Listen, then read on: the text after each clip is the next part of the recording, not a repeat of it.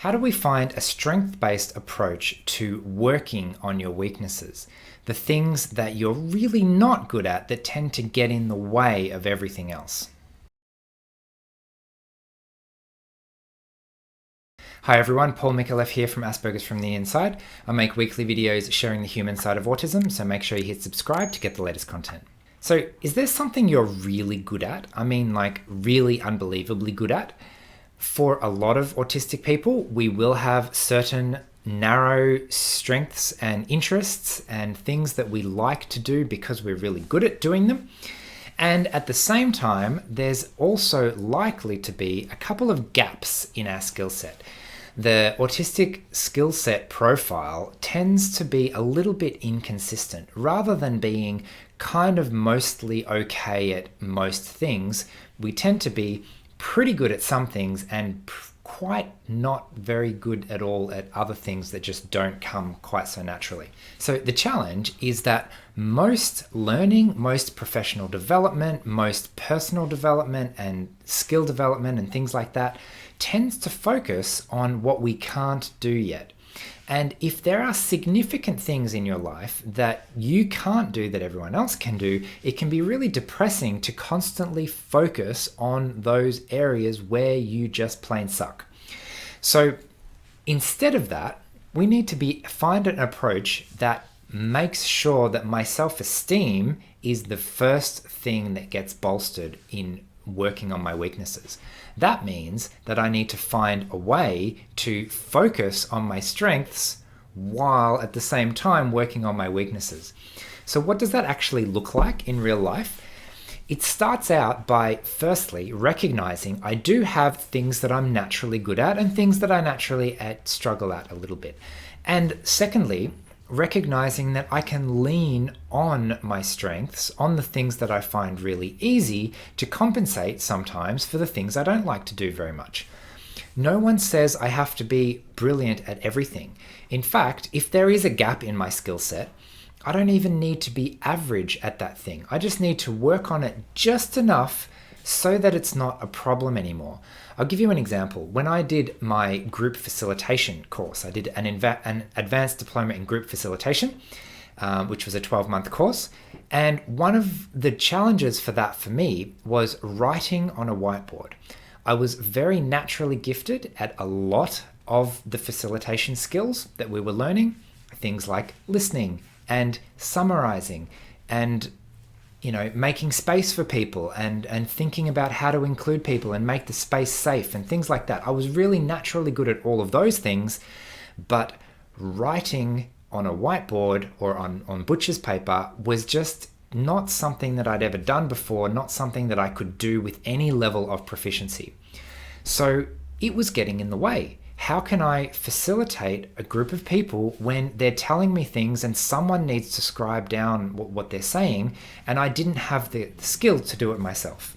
So what I did was I put in dedicated practice to this one little thing, and I practiced and practiced and practiced until that skill, I still wasn't the best at that. I would still let someone else do that work and scribe for me if possible. But it meant that if I had to do it, then it wasn't going to be a problem. I wasn't going to trip over it and fail spectacularly just because of this one little thing that I wasn't naturally good at. So I guess the important thing there, though, is that if I solely focus on all of the hundreds of things that I'm not particularly good at, that can be crushing to a sense of self-esteem, especially for children, especially for adolescents who are learning their own identity and figuring out how they want to be in this world and what they want to portray to other people. If you're constantly defining yourself by what you're not very good at, then that can be really depressing and damaging for self-esteem. So recently I've tried a new get to know you game with a few groups. You know how you at the start of a group, you might have a quick sort of fun little get to know you kind of exercise.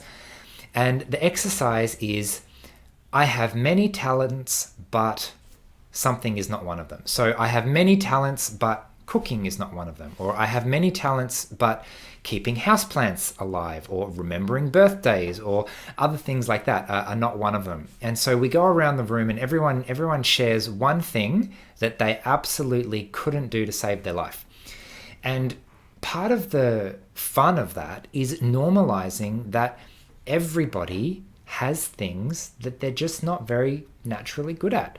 And it's even more fun to do it in a group of, at a board meeting or with a group of CEOs or people who have a significant amount of, success in the world, in the social society and all of that kind of things, because clearly they've done fairly well for themselves and they can function and do lots of things very well.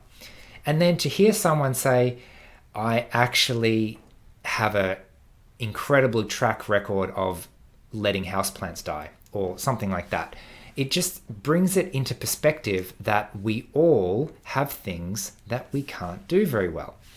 So when I focus on this for myself, what I'm looking to do is smooth the gaps in my skill set. If I focus too much on the things that I can't do and try and bring it up to the same standard as everyone else around me, I'm going to spend an inordinate amount of time and energy focusing on the negative stuff. I don't want to focus on the negative stuff. I want to focus on the positive stuff. I want to do what I like doing. I want to do what I'm good at doing. I want to do what I'm talented at, what I'm naturally skilled at, more and better, because that's probably going to be how I can contribute most to society, things that I'm actually good at.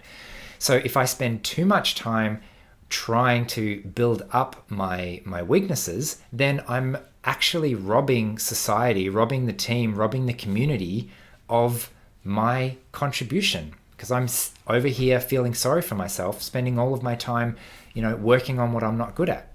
So instead, a strength-based approach to working on weaknesses looks like acknowledging what I'm good at and acknowledging that everyone struggles with some things. And if there is a particular thing that is really getting in the way, that is really a problem, then I'm going to dedicate my focus to practicing that and to learning that skill and to smoothing out that gap in my skill set so that it's not a problem anymore. Now, sometimes that's just not possible. Sometimes there's a gap in your skill set for a good reason that you actually can't overcome. So a good example, the clearest example that comes to mind is for a deaf person, hearing things is going to be a gap in your skill set. So what are you going to do instead? Well, find a way around that problem. If I can't write on a whiteboard, for example, like that happened to be something that I was able to learn, but what if I couldn't? What if I had a muscle thing that made it very, very difficult to actually write? Some people have great trouble with any kind of handwritten task. If that's the case, then I need to find a solution around that so that my gap in my skill set is not a disabling factor. And so when we talk about the medical model of disability versus social model of disability, that is exactly what we're talking about. Sure, there is this thing that I can't do. I technically am not able to do that one thing. However, if I find a good, workable, practical, social, environmental solution for this thing, it means I don't have to, and I can still function and I can still achieve all my goals without having to do that thing. So that is my attempt to explain what a strength-based approach to overcoming our weaknesses might look like. I'm interested to hear how it works for you. How do you manage your own self-esteem when things are challenging, when you find things that are getting in the way and you wish you could do? And what are you really good at? I'd love to hear, how do you leverage your strengths so that it makes it easier when there's other things that might not come so naturally. Anyway, I might leave it there, but I hope you found this valuable, and I'll see you again next week. Bye.